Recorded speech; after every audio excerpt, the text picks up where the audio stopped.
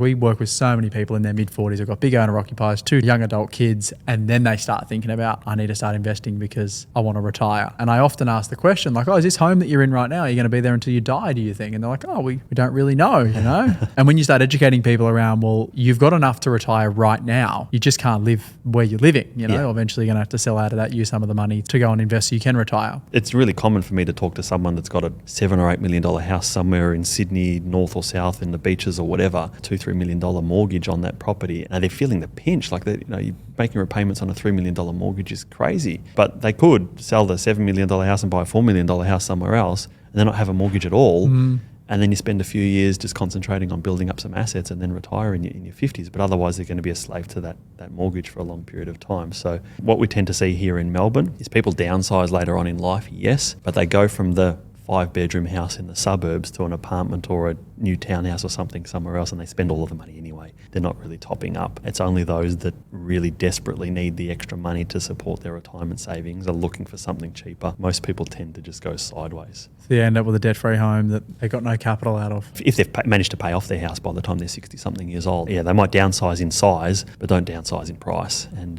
there's no extra money left over. Where we find our clients are most comfortable is where about a third of the value of their total asset position is tied up in the value of their own home, and 2/3 is in other things. So they've got like a $2 million house and a $4 million super fund, for example. They're the most comfortable. They're going on holidays, they're doing all the things that they want to do, they're helping their kids, they're never going to run out of money. For a lot of the 40-year-olds that we talk to about this aspiration of retiring earlier and so forth, the life that they describe is what these other clients I'm working with live, yeah. And it's roughly 1/3, 2/3. There you go. So 2/3 investment assets, 1/3 your own property. Their own home.